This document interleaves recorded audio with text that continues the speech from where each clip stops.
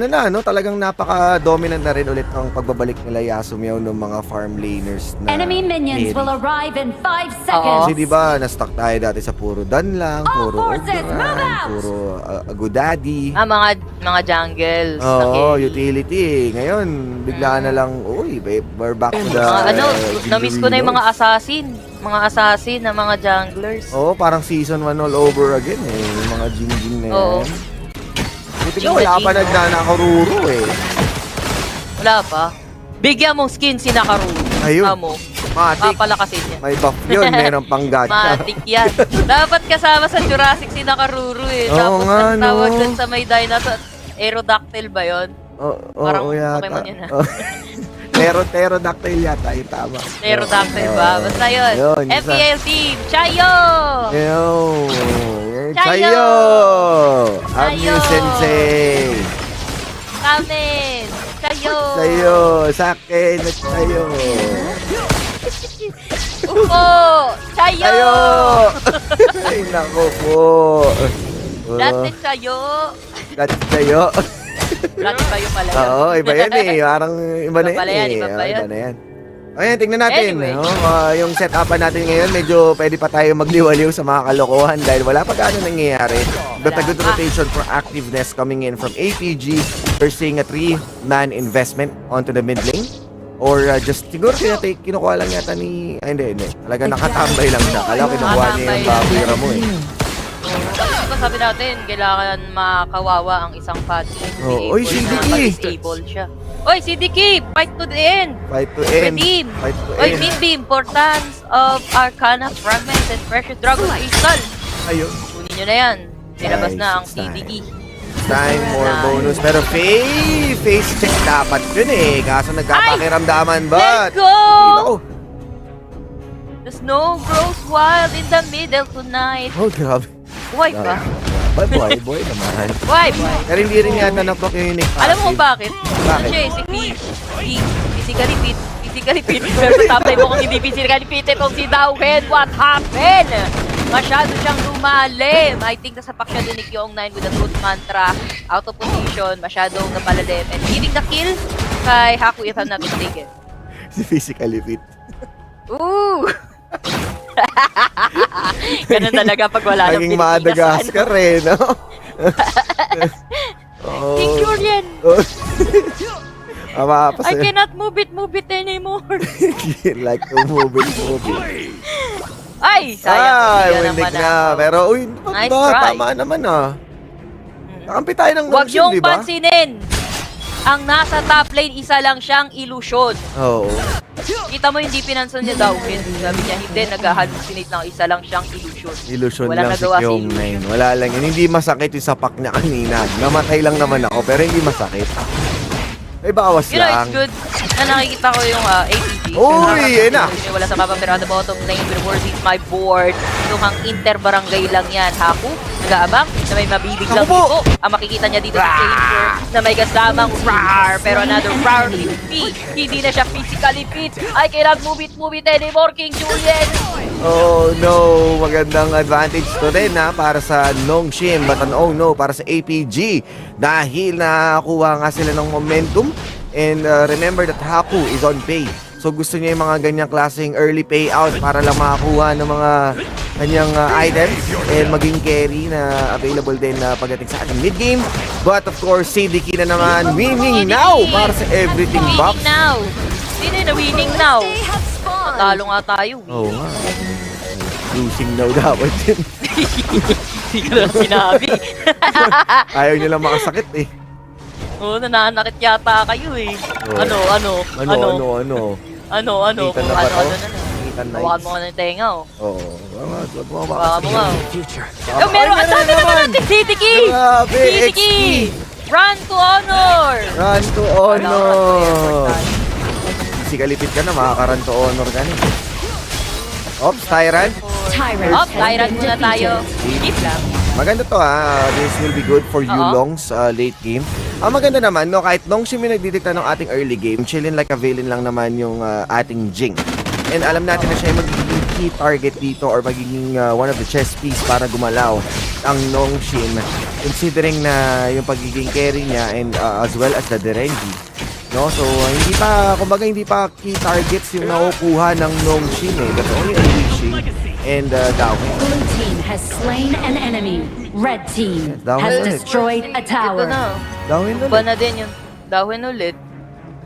Kasi dawin yun. Well, ito yung maganda eh, no? Na ginagawa na nung mas, oy, nakita na na ibang landas.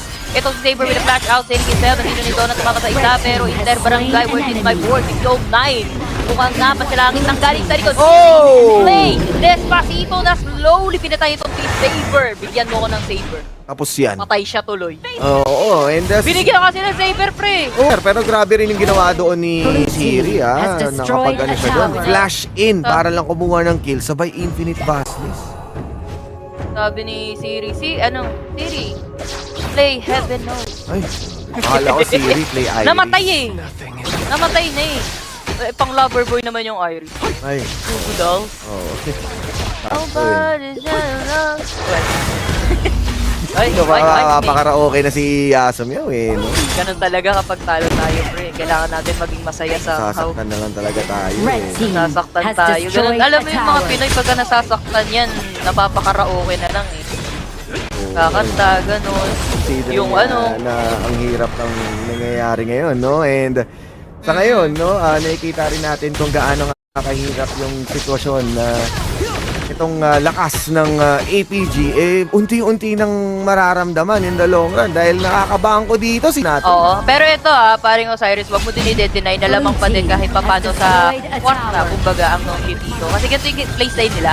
Unti-unti sila nakakapag-farm as much as possible, pero hindi naman natin teamfight dahil nakulong ata itong si Bay. Pero sabi niya, hindi na unbreeded outburst ako, buying time lang yun. Pero out of position, unbreeded yun just to survive and just to let himself live. At least, hindi niya napatuloy makapag-overlord yung side ng AP. And now, sila pa yung nakakuha ng tower sa mid, Ayun. and that's it. Mukhang habol pa ba sila? Hindi.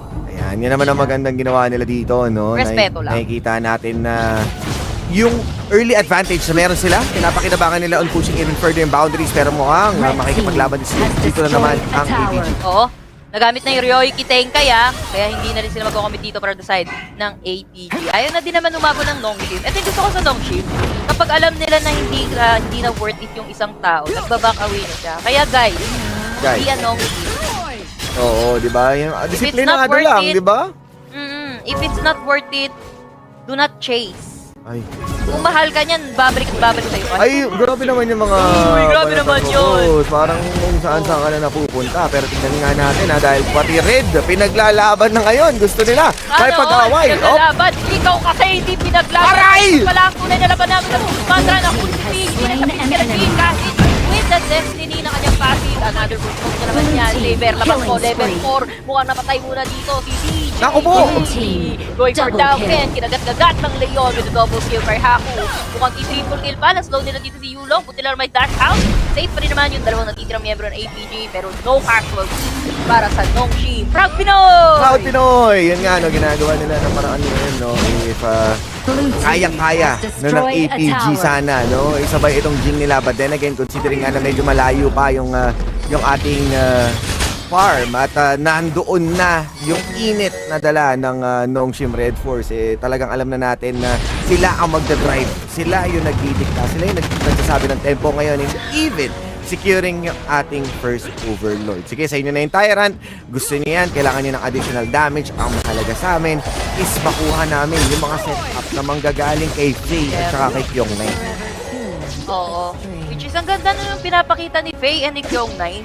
Pasok si Kyong9 and then maya-maya si Faye naman mag-unriddled out first. Hindi man ganun ka-action early ng Nongshim dito. Pero I think time Oo. Ito na, unti-unti nang nagkakaroon yung chunk pagdating sa goal. Mas nauuna dito yung Nongshim. Tahimik lang talaga sila sa umpisa, men. Oo, parang sige, hayaan lang muna nila. Pero ang mahalaga kasi yun, di ba? Kahit pa paano, ginawa ng... Oo, wala, 1v1 lang dapat. Grabe ka naman, Haku. Nakikipag 1v1 lang si Dawin. Sabi ni Dawin, ayoko na. Pero Ryoiki Tenkay, nilabas ang dragon. Sa iba bumuga. Narito na yung baby dragon.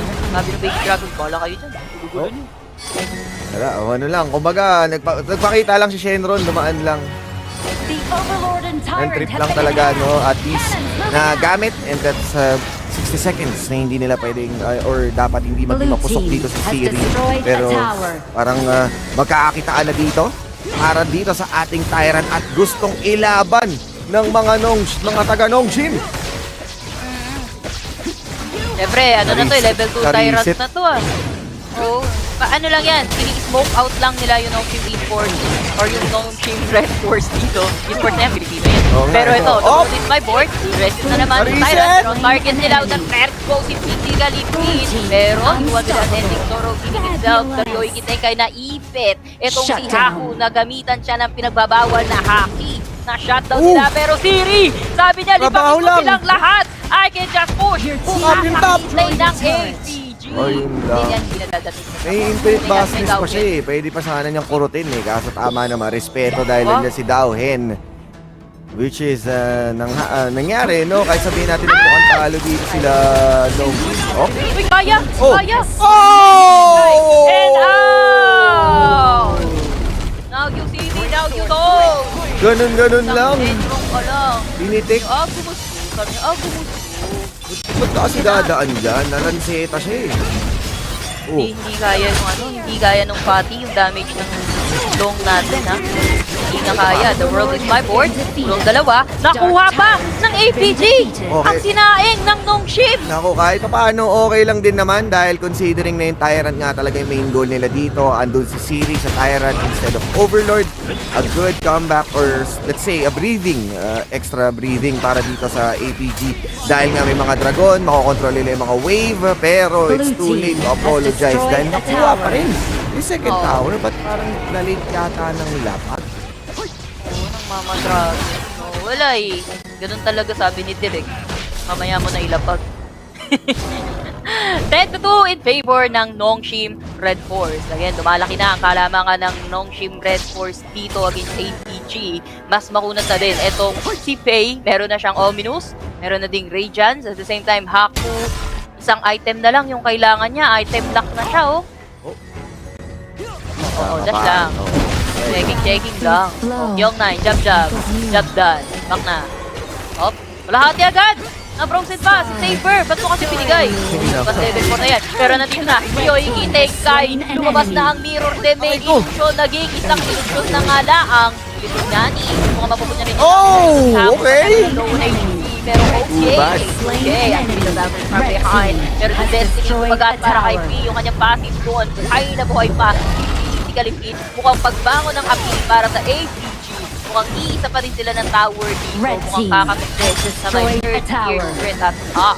And yun nga, no, ito na yung sinasabi natin, Yasumiao, isang malaking team fight lang at hindi nga nila napakinabangan. Si Kyong, 9 in even face and Bridled Outburst, and they are facing Direct yung na pagkatalo direct. dito sa Game 1. Rek na Rek. Masyado kasi bakit si Illusion sa mid eh. Kasalanan niya yun, nahuli siya Has ni destroyed a tower. Madamay pati yung Daya, nakabawi pa ng tower. Mas lamang patuloy ng push yung APG. Kaya, Nongshim tayo dito. Oo, Mga kaya Pinoy naman yan yan ng Nongshim, pero yung mga ganun kasi pagkakamali, parang Magical yata yun eh, no? Medyo nahuli sila, no? Nag-audition, pa isa-isa, nag-PBB. And so far, they're having a hard time on finding yung kanilang mga engagement despite of them having Dharma on Kyong 9. Kahit sabihin natin na nandoon yung Unbridled Outburst ni Faye, hindi nila nagawang manullify yung ginawang pag-atake doon ng APG. And with this late game, sabihin natin na dito na tayo sa kung saan Saber, no, itong yuhuan natin, may damage at meron ng sustain. Mas tumatagal na sa team fight ang buong APG. And medyo masakit na din yung nabibigay ng APG na damage kay Faye, ha. It's a Faye na may Ominous at meron ng Long Night Guardian, may anti-magic na to, pero ang katipa din nung nare-receive niya from APG. Medyo may hirapan na siyang pumronta para kay Faye, pero as long as ma-jobs dan niya, maibato niya ng maganda yung kanyang outburst doon, it's gonna be good. Actually, yung team fight na to, nagsimula kay Illusion, nadamay nga lang din sila Haku tsaka sila Kyong 9. Nakikipaghawakan lang sila ng tenga, and binigyan sila ni Yulo, pero ito na tayo sa top lane with the Ivor domain. Kaso wala pa sila mahuli. Purigan na naman ito si Haku. Pero early out. Pero masyado ko na malalim. Masyado ko na si Illusion. Huwag niyo ko pansinin. Isa lang akong hallucination. Pero that would be not a hallucination. Dahil nakukuha pa rin siya dito ni P. Kasama naman dito, itong si Kuya Siri, sabay buga palikod dahil very low Slain an HP. enemy. May nagbigay na lang dahil na-freezing na siya ng APG. Oh my G. APG ang pagbabalik ng ating mga tropa sa Malaysia para i-set up ang tempo, ang late game na mapunta sa kamay nila. Although yung objective, nakikita natin sa ating Titikin na minimap, naman. si Haku ang maglalabas ngayon ng ating Overlord. Ito na, dahil nga sila yung makasiraan ngayon dito, no? Sila yung nawalan na ng base to work with. Based on good move. Tap na lang. Oo, no. Kapits na mga push. Pwede sila makadepend na mas maayos dahil sa mga dragon. Pero dahil nga nakuha na yung tyrant dito, Rush is being established dito ni Kyong. Nagkakapaan lang sila kung saan pwede manggaling dito ang APG. Still having a hard time para maklose yung game despite a good start. Alam mo, nung Team Red Force, they just have to wait dito sa APG sa posisyon na gusto at favorable para sa Nongshim as of now kasi hindi sila pwedeng magmaasin ngayon. Mas may karapatan pa yung APG na mag-start ng team fight kung Yun ang sakaling may mahirap. makita sila na isa.